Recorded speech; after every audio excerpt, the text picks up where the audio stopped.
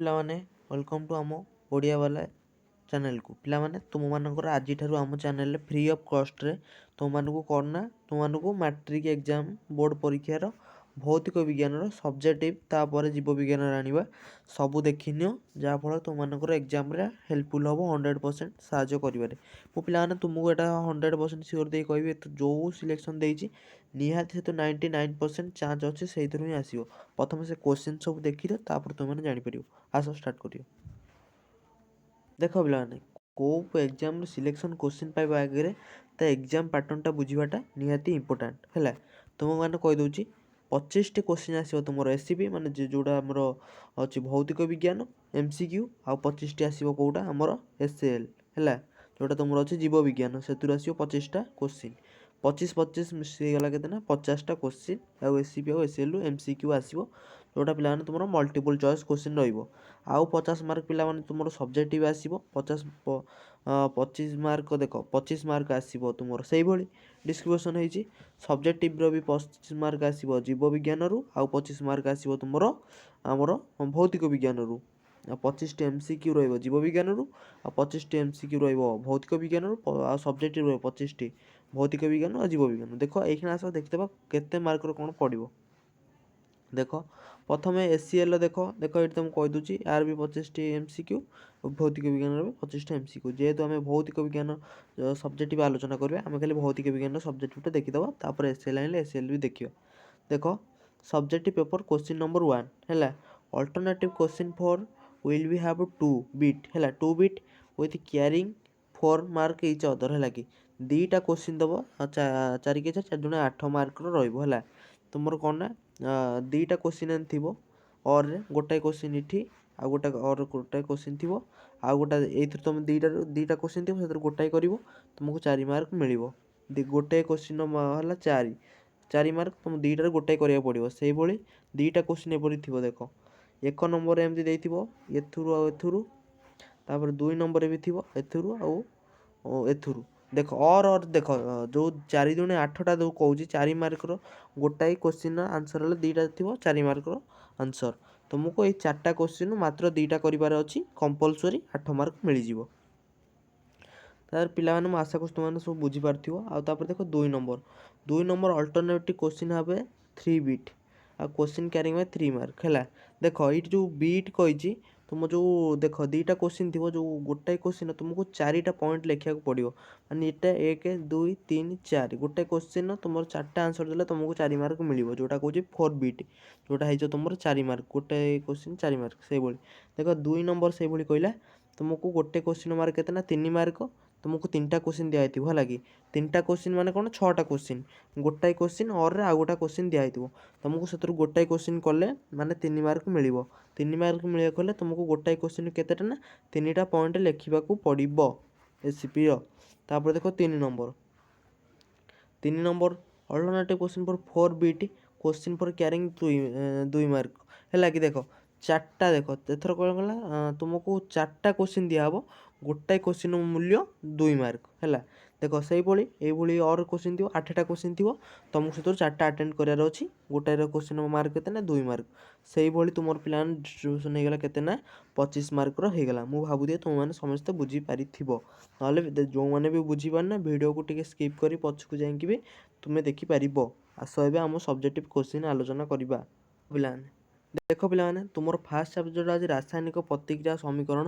ତା'ର ପିଲାମାନେ ମୁଁ କେତେଟା ନା 4ଟା କୋଶ୍ଚିନ୍ ମାତ୍ର ଆଣିକି ଆଇଛି ହେଲା। ଯେଇଟା ଦେଖ 4ଟା କୋଶ୍ଚିନ୍, ଆଗଥର ପ୍ରିଭିୟସ୍ ଇୟର୍ କୋଶ୍ଚିନ୍ ବି ଏଥିରେ ରହିଛି, PYQ ଯେଉଁଟା ସବଜେକ୍ଟିଭ୍ ଆସିଥିଲା PYQରେ ରହିଛି। ଦେଖ ତୁମ ଯେତେବେଳେ ଏକ୍ଜାମ୍ ପାଖେଇ ଆସିବ, ତୁମ ସବଜେକ୍ଟିଭ୍ 2016 ଆଉ 2017, 2018, 2019 ତା'ର ସବୁ ସବଜେକ୍ଟଟା ଦେବି। ଏବେ ଖାଲି ସିଲେକ୍ସନ୍ଟା ଦେଇଛି, କାହିଁକିନା ତୁମେ ପଢ଼ାପଢ଼ି କର, ଏଇଥିରୁ ଆସିବ। ଏଥିରେ କିଛି PYQ ବି ଅଛି ହେଲା କି, PYQ ବି ରହିଛି। ଦେଖ ତାପରେ ରାସାୟନିକ ସମୀକରଣ ପ୍ରଥମ କୋଶ୍ଚିନ୍ ହେଲା, ଆମର ସଢ଼ା ଅବସ୍ଥା କାହାକୁ କହନ୍ତି ବୁଝାଅ। ସଢ଼ା ଅବସ୍ଥା ଯେଉଁଟା ଖାଇବା, ଏହାକୁ ପ୍ରତିରୋଧ କରିବା ପାଇଁ ବ୍ୟବହୃତ ହେଉଥିବା ପଦ୍ଧତି ଲେଖ। ତୁମ ଆକୁ ପ୍ରତିରୋଧ କରିବାର ବ୍ୟବହୃତ ଯେଉଁମାନେ ଯଦି ତୁମ ଆନ୍ସର୍ ଆସୁନି, କମେଣ୍ଟ ବକ୍ସରେ ବି କମେଣ୍ଟ କଲେ ବି ମୁଁ ତୁମକୁ ମୋ ଟେଷ୍ଟ ପେପରରୁ ଖୋଜିକି ତୁମମାନଙ୍କୁ ଆନ୍ସର୍ ଦେଇଦେବି ହେଲା।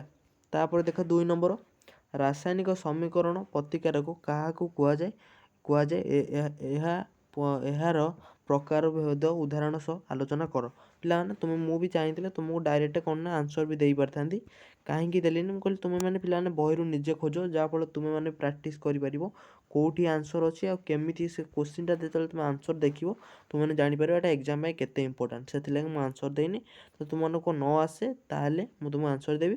ମୋର ହ୍ୱାଟ୍ସଆପ୍ ଗ୍ରୁପ୍ ଅଛି, ସେଥିରେ ଜଏନ୍ କରିଗଲେ ମୁଁ ତୁମକୁ ଆନ୍ସର୍ ବି ପଠାଇ ଦେଇପାରିବି।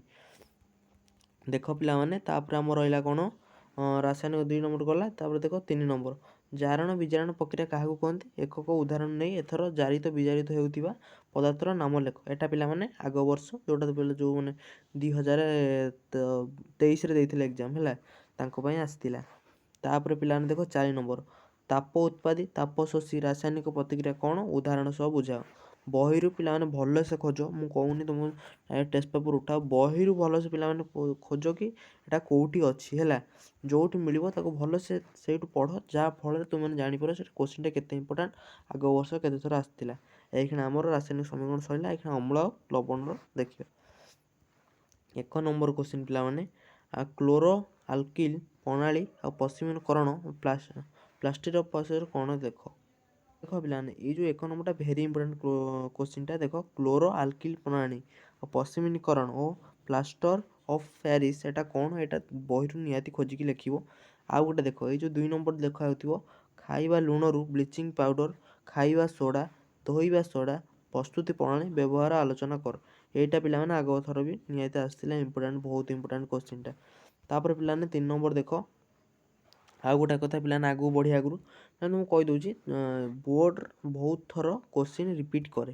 ଏମିତି ଏଥିରେ କିଛି କୋଶ୍ଚିନ୍ ଅଛି ଯେଉଁଟା ଏଥର ନିହାତି ପଡ଼ିବ, 100% ଚାନ୍ସ ରହିଛି, 100% ଚାନ୍ସ ରହିଛି, କାହିଁକିନା ଯେହେତୁ ସବଜେକ୍ଟିଭ୍ କୋଶ୍ଚିନ୍ ବହୁତ ଥର ରିପିଟ୍ ହୁଏ। ଦେଖ, ଏଇ ଯେଉଁଟା 3 ନମ୍ବର, ଏଇ ଯେଉଁଟା ପିଏଚ୍ ସ୍କେଲ୍, ପିଏଚ୍ କ'ଣ? ଦୈନିକ ଜୀବନରେ ପିଏଚ୍ର ଗୁରୁତ୍ୱ ବର୍ଣ୍ଣନା କର। ଏଇଟା ପିଲାମାନେ ମୋତେ ସମସ୍ତଙ୍କୁ ଆସୁଥିବ, ଏଇଟା ବହୁତ ଥର ରିପିଟ୍ ହେଇଛି, ଏଇଟା ଭେରି ଭେରି ଇମ୍ପୋର୍ଟାଣ୍ଟ ତୁମମାନଙ୍କ ପାଇଁ ରହିବ। ତାପରେ ପିଲାମାନେ ଦେଖ, ଧାତୁ ଓ ଅଧାତୁ। ପିଲାମାନେ ତୁମକୁ ମୁଁ ଖାଲି ସିଲେକ୍ସନ୍ କୋଶ୍ଚିନ୍ ଦେଇଦେଉଛି, ଯଦି ତୁମ ଆନ୍ସର୍ ନ ପାଇବ, ଯଦି ବହୁତ ମାତ୍ରାରେ କମେଣ୍ଟ ଆସେ, ମୁଁ ନିହାତି ତୁମମାନଙ୍କୁ ତା'ର ଆନ୍ସର୍ ପ୍ରୋଭାଇଡ଼ କରିଦେବି ଆମ ଚ୍ୟାନେଲରେ। ତାପରେ ଦେଖ, ଧାତୁ ଓ ଅଧାତୁର, ଥଣ୍ଡା ଜଳ, ଉତ୍ତପ୍ତ ଜଳ ଓ ବାମ୍ଫ ସହିତ ଧାତୁର ରାସାୟନିକ ପ୍ରତିକ୍ରିୟା ସମୀକରଣ ସହ ଗୋଟିଏ ଲେଖା ଉଦାହରଣ ଦେଇ ଆଲୋଚନା କର। ତାପରେ ଦେଖ 2 ନମ୍ବର କୋଶ୍ଚିନ୍, ଧାତୁର ସଂରକ୍ଷଣ ଓ ଏହାର ପ୍ରତିରୋଧ ଏନୋଡିଜିଂ କ'ଣ?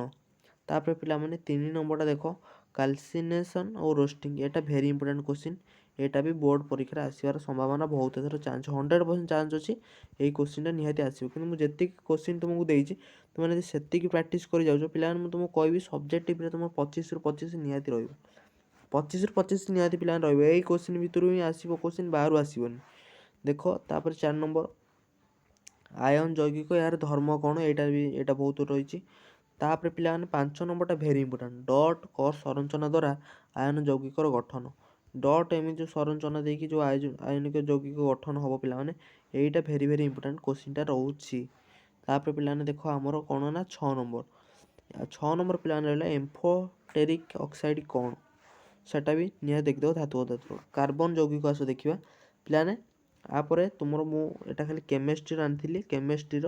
ତାପରେ ତୁମର ଫିଜିକାଲରେ ଆସିବ କ'ଣ କହିଲ, ଯେଉଁଟା ଫିଜିକାଲ କ'ଣ ରହିଲା ନା ଆମର ବିଦ୍ୟୁତ ବିଷୟ ହେଲା, ବିଦ୍ୟୁତର ଚୁମ୍ବକୀୟ ପ୍ରଭାବ ହେଲା, ଆଉ ତାପରେ ଯେଉଁ ଆମର ଆଲୋକ ଯେଉଁଟା ଥିଲା, ଆଲୋକ ସେଟା ଆସିବ। ଏତିକି ଥିଲା ତୁମର ଫିଜିକାଲରେ ଆସିବ। ଏଇକ୍ଷିଣା ଖାଲି କେମିଷ୍ଟ୍ରି, ଧାତୁ ଅଧାତୁ ଆଉ ମୌଳିକ ପଚାରଣ ଏତିକି ଆଲୋଚନା କରିବା ହେଲା। ଦେଖ, କାର୍ବନ ବିଷୟ ପ୍ରଥମ କୋଶ୍ଚିନ୍, ହୋମୋଗ୍ଲୋସ ଶ୍ରେଣୀର ପୃଥକୀକରଣ ଅପୃତ କାର୍ବନ ଯୌଗିକ ହେଲା। ଏଇଟା ଲେଖିବ, ସ୍କ୍ରିନଶଟ୍ ଉଠାଇ ନେଇଯାଅ, ଯାହାଫଳରେ ତୁମମାନଙ୍କୁ ଇଜି ହେବ କୋଶ୍ଚିନ୍ ଖୋଜିବାର। ଆଉ 2 ନମ୍ବର, ସହସଂଯୋଜ୍ୟ ବନ୍ଧ କ'ଣ? ଏହାର ଉଦାହରଣ ସହିତ ବୁଝାଅ। ଏଇଟା ଭେରି ଭେରି ଇମ୍ପୋର୍ଟାଣ୍ଟ ରହିବ। 3 ନମ୍ବର, କାର୍ବନ ଅଧିକ ସଂଖ୍ୟାରେ ଯୌଗିକ ସୃଷ୍ଟି କରିବାର କାରଣ କ'ଣ? କାର୍ବନ ସର୍ବଗୁଣଧାରୀ ପ୍ରକୃତି ଲେଖ। ଆଉ 4 ନମ୍ବର ପିଲାମାନେ ରହିବ, କାର୍ବନ ବିଭିନ୍ନ ଅପରୂପ ଲେଖ ହେଲା କି। ତାପରେ 5 ନମ୍ବର, ଡଟ୍ କ୍ରସ୍ ଇଲେକ୍ଟ୍ରନ୍ ସଂରଚନା। ଏଇ କୋଶ୍ଚିନ୍ଟା ଭେରି ଇମ୍ପୋର୍ଟାଣ୍ଟ ରହିବ, 5 ନମ୍ବରଟା ତୁମମାନଙ୍କୁ ମୁଁ କହିବି। ତାପରେ 6 ନମ୍ବରଟା ଦେଖ, 6 ନମ୍ବରଟା ତୁମର ଆଲକେନ୍, ଆଲକାଇନ୍, ଆଲକାଇନ୍ ଉଦାହରଣ ସହିତ ଲେଖିବ ହେଲା। 7 ନମ୍ବର, ସଂରଚନାତ୍ମକ ଆଇସୋଟୋପ୍ ହେଲା। ଏଇଟା 7 ନମ୍ବରଟା ଭେରି ଇମ୍ପୋର୍ଟାଣ୍ଟ ରହିବ, ବହୁତ ଥର ଏକ୍ଜାମ୍ରେ ରିପିଟ୍ ହେଇଛି। ତାପରେ ମୌଳିକ ସଂରକ୍ଷଣ ଦେଖ ତା ଡୁବେରିନ୍ଙ୍କର ଟ୍ରାଏଡ଼ ଆଉ ନ୍ୟୁଲ୍ୟାଣ୍ଡଙ୍କ ଅଷ୍ଟକ ନିୟମ। ତୁମ ଡିବୋରିନ୍ଙ୍କ ଟ୍ରାଏଡ଼ ପଢ଼ିବ ଆଉ ନ୍ୟୁଲ୍ୟାଣ୍ଡଙ୍କ ଅଷ୍ଟକ ନିୟମ ରହିବ। ଏଇଟା କିନ୍ତୁ ଏତେ ଇମ୍ପୋର୍ଟାଣ୍ଟ କୋଶ୍ଚିନ୍ଟା ନୁହେଁ। ଇମ୍ପୋର୍ଟାଣ୍ଟ କୋଶ୍ଚିନ୍ କେଉଁଟା ଦେଖ 2 ନମ୍ବର ଯେଉଁଟା ଆଧୁନିକ ପର୍ଯ୍ୟାୟ ସାରଣୀର ପର୍ଯ୍ୟାୟ ଗୁଡ଼ିକରେ ମୌଳିକ ମାନଙ୍କର ଗୁଣ କିପରି ବଦଳେ। ଆଉ 3 ନମ୍ବର ରହିଲା ମେଣ୍ଡେଲିଭ୍ଙ୍କ ପର୍ଯ୍ୟାୟ ସାରଣୀର ତ୍ରୁଟି। ଆଉ 4 ନମ୍ବର ପିଲାମାନେ କ'ଣ ତାଙ୍କ ମେଣ୍ଡେଲିଭ୍ ଯେତେବେଳେ ପର୍ଯ୍ୟାୟ ପ୍ରସ୍ତୁତ କରିଥିଲେ କାହିଁକି ତାଙ୍କ ପର୍ଯ୍ୟାୟ ସାରଣୀକୁ ମୂଲ୍ୟ ଦିଆଗଲା ନାହିଁ। ଏଗୁଡ଼ା ପିଲାମାନେ ବହିରେ ଅଛି, ଭଲସେ ଖୋଜିକି ପଢ଼, ଏଇଗୁଡ଼ା ହିଁ କୋଶ୍ଚିନ୍ ନିହାତି ଆସିବ। ତାପରେ ଲାଷ୍ଟ କୋଶ୍ଚିନ୍ ପିଲାମାନେ ଆଧୁନିକ ଆଉ ମେଣ୍ଡେଲିଭ୍ଙ୍କ ପର୍ଯ୍ୟାୟ ସାରଣୀର ମଧ୍ୟରେ ପାର୍ଥକ୍ୟ କ'ଣ। ଆଧୁନିକ ସାରଣୀ ଯେଉଁ ଅଛି ଏଇখানে ନୂଆ ସାରଣୀ ଆଉ ମେଣ୍ଡେଲିଭ୍ଙ୍କ ସାରଣୀ ମଧ୍ୟରେ ପାର୍ଥକ୍ୟ କ'ଣ, ନିହାତି ଏଇଟା ବହୁତ ଥର ବି ପଚାରିଛି। ଏଇଟାକୁ ମୁଖ୍ୟ ଏଇଟା 4 ନମ୍ବରଟା 100% ସିଓର ଏଇଥର ଏକ୍ଜାମ୍ରେ ଆସିବ। ପିଲାମାନେ ଏତିକି ଥିଲା ତୁମର ପାର୍ଟ 1ର ସିଲେକ୍ସନ୍। ତୁମର ପାର୍ଟ 2 ଶୀଘ୍ର ଆସିବ। ଫିଜିକାଲ୍ ସାଇନ୍ସ ଯେଉଁଟା ଏଇখানে ଖାଲି ଆମର ଥିଲା କେମିଷ୍ଟ୍ରି, ଫିଜିକାଲ୍ ସାଇନ୍ସର ଶୀଘ୍ର ପଳେଇ ଆସିବ ହେଲା। ସେଥିଲାଗି ଚ୍ୟାନେଲ୍କୁ ଗୋଟେ ସବସ୍କ୍ରାଇବ୍ କରି ରଖିଲେ ତୁମର ଲାଭ ହେବ, ମୁଁ ତୁମକୁ ବାଧ୍ୟ କରିବି ନାହିଁ। ଥ୍ୟାଙ୍କ ୟୁ ଫର୍ ୱାଚିଂ ପିଲାମାନେ। ଯଦି ସବସ୍କ୍ରାଇବ୍ କରିବାକୁ ହେବ କରିଦେବ। Thank you.